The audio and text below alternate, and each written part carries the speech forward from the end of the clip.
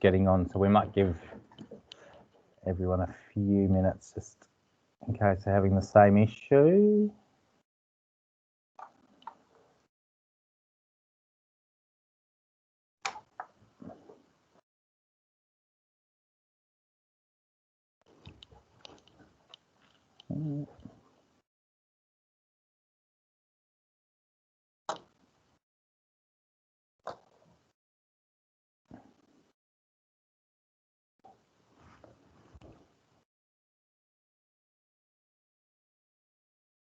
Can everyone hear me okay?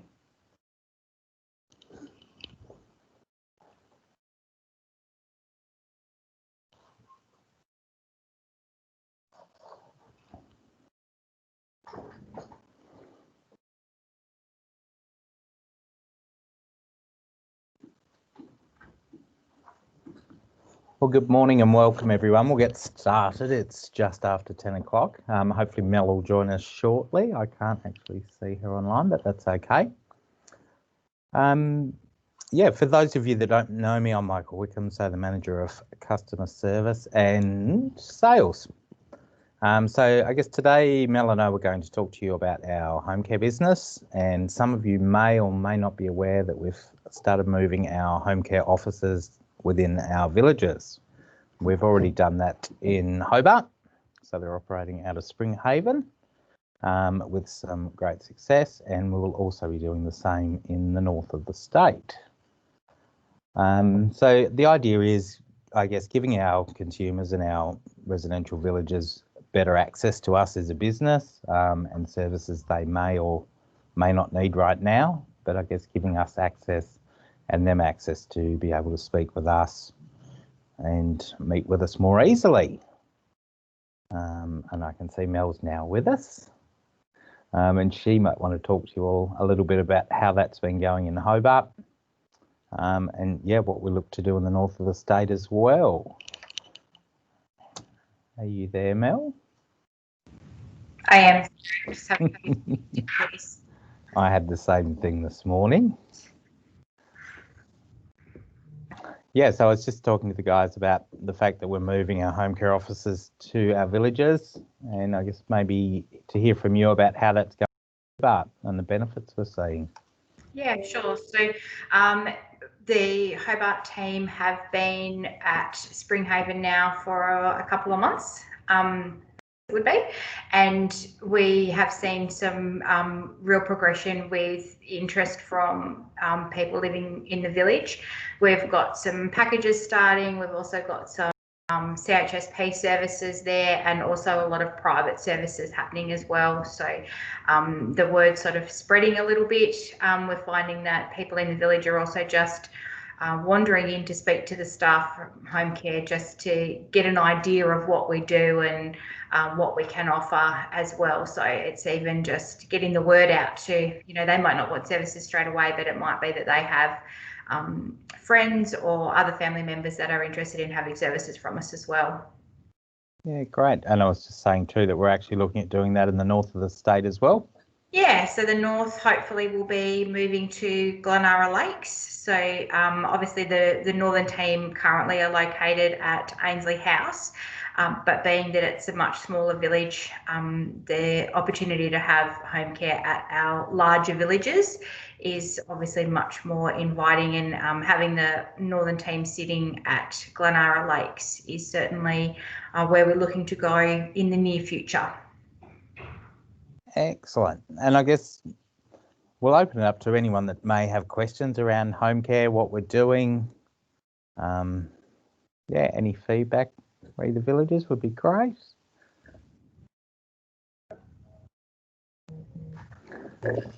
Hi Michael, it's Janice. Hi Janice. Just good news that we've signed up another level 2 this week in the village at Springhaven.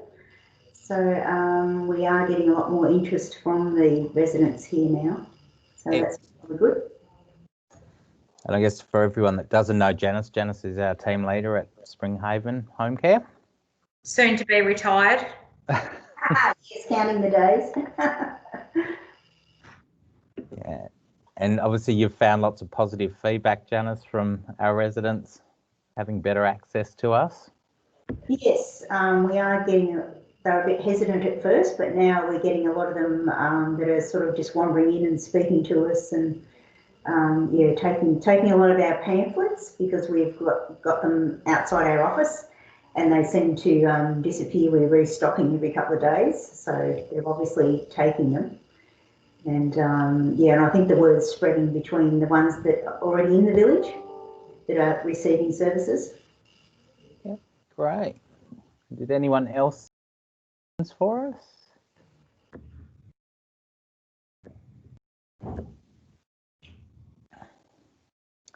Nothing on that. So I guess what I'll do too is give you an update. So as you all know, I'm working on our Mary's Grange closure and relocation, which is all going very well. We've nearly had interest from all of our residents in Mary's Grange have given us an indication of where they'd like to go.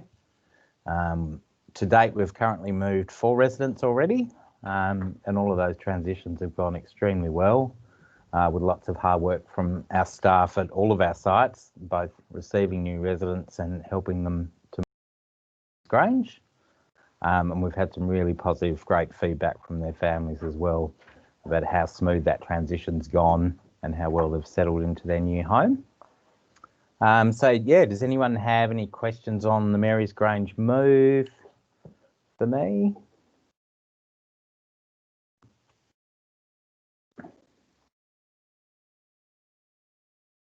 Nothing. Yeah, so apart from that, we will continue. We've got lots of moves booked over the coming weeks up until sort of mid-December, when we'll probably stop and then start again early in the new year.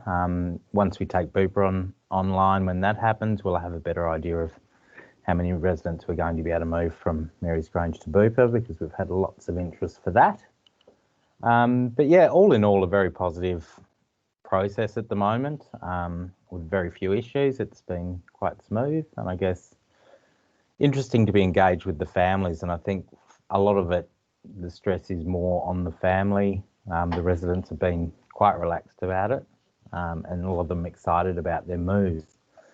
We've even got someone looking at moving to Yarrandoo, to be closer to their family on the west coast. So all in all, the family are very excited that mum's only going to be an hour and a half away rather than a 4-hour drive. Anybody else have any questions for us?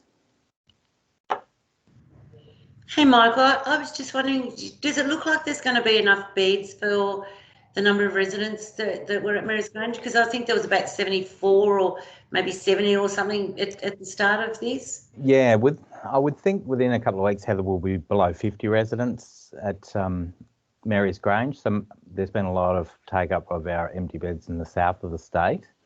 It will depend how many beds we get that we actually have empty when we move to Bupa. Sort of an unknown quantity at this point until we're physically there. But we do envisage that it wasn't going to happen within a matter of weeks. So at this point, no, we don't have enough beds to move everyone tomorrow. So yeah, it will be an ongoing process that is going to run into next year. And a lot of the families, there's certainly people there that are happy and don't want to do anything this side of Christmas. And there are certainly other people that have been keen to get moving and do something. So we just sort of work through that. All in all, hopefully all going well. Anybody else with any questions?